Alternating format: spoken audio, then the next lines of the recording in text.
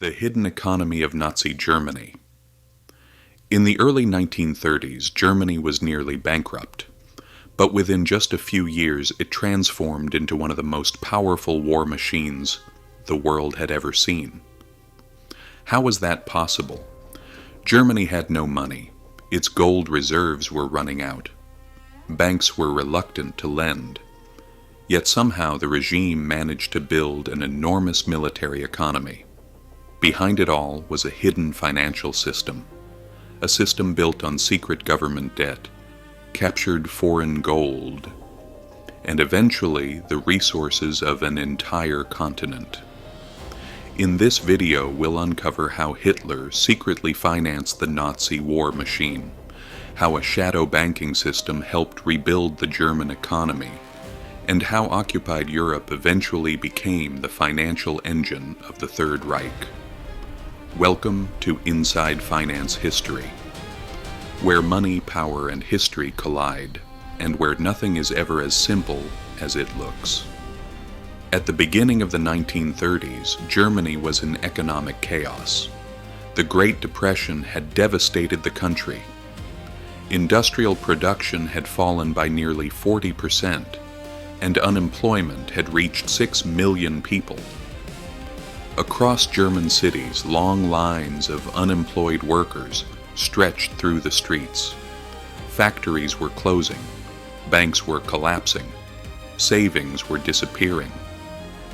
And Germany was still struggling under the heavy financial burden imposed after the First World War. To many Germans, the economy seemed broken beyond repair. It was in this environment that Adolf Hitler rose to power in 1933. He promised something simple but powerful. Germany would work again. Once Hitler took power, the German economy was radically reorganized. The state began directing economic activity on a massive scale. Large infrastructure projects were launched across the country. New highways were built. The famous Autobahn network, still used today, began during this period. But infrastructure was only part of the story. The real expansion came from military production. Factories began producing tanks, aircraft, and weapons at rapidly increasing rates. Between 1933 and 1938, Germany's military spending rose from 1 billion Reichsmarks to more than 17 billion Reichsmarks. The impact on employment was dramatic. Unemployment, which had been close to 30% in 1933, almost disappeared within a few years. To many observers, it looked like an economic miracle. Germany appeared to have solved the Great Depression, but beneath the surface, something else was happening. Germany was spending far more money than it actually had. To finance this enormous expansion, the Nazi government created an unusual financial mechanism. It was called MEFO bills. This system allowed the government to secretly finance military production without officially increasing the national debt. Instead of paying arms manufacturers directly, the government issued special promissory notes. Industrial companies could then bring these notes to banks and exchange them for cash. On paper, it looked like a private financial transaction. In reality, it was government borrowing. Through this mechanism, Germany managed to accumulate more than 12 billion Reichsmarks in hidden debt. This shadow financing system became the hidden engine of the Nazi economy. But there was a serious problem. The debts would eventually have to be repaid. And by the late 1930s, Germany's gold and foreign currency reserves were rapidly disappearing. By 1938, Germany faced a growing financial dilemma. The economy was expanding. Military production was accelerating. But the country lacked the raw materials and foreign currency needed to sustain this growth. Hitler's solution was not economic reform, it was expansion.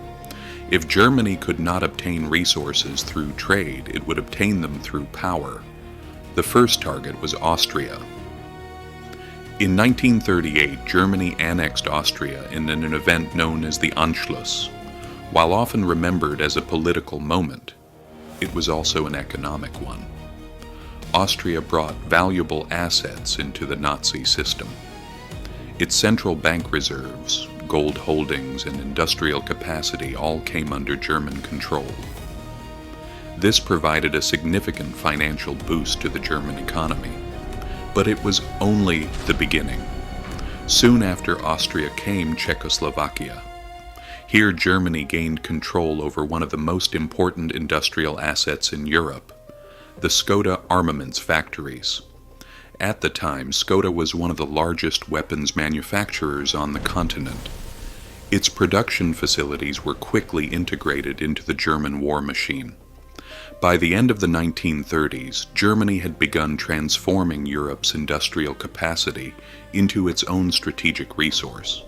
But the real transformation came once the war began. When World War II began in 1939, the Nazi economy shifted into a new phase. It became what historians often call a plunder economy.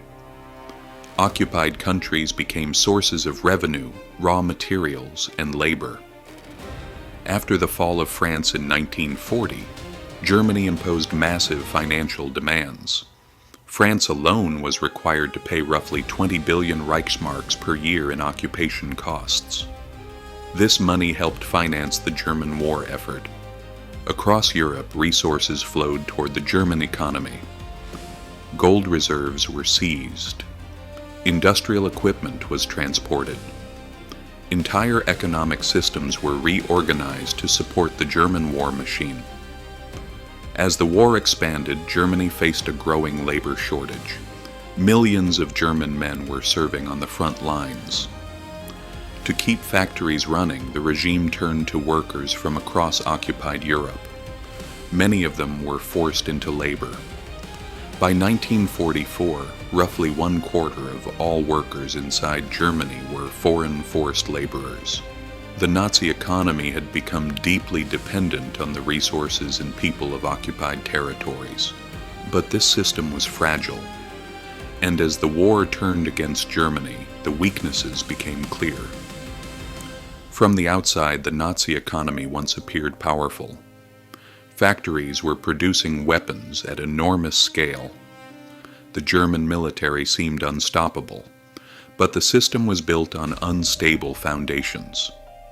Hidden debt, captured resources, and continuous expansion. Once expansion stopped, the system began to break down. Allied bombing campaigns destroyed factories and transportation networks. Supply chains collapsed. By 1945, Germany was not only militarily defeated, its economic system had completely collapsed as well. Hitler's economic system is sometimes described as an economic miracle, but it was never a sustainable model. It was a war economy, built on debt, sustained by conquest, and dependent on constant expansion. In the end, the system collapsed under its own weight, and the financial machinery that once powered the Nazi war machine disappeared along with it. Finance is never just about numbers. It's about power, history, and the forces shaping our world. Subscribe to Inside Finance History so you never miss the next story.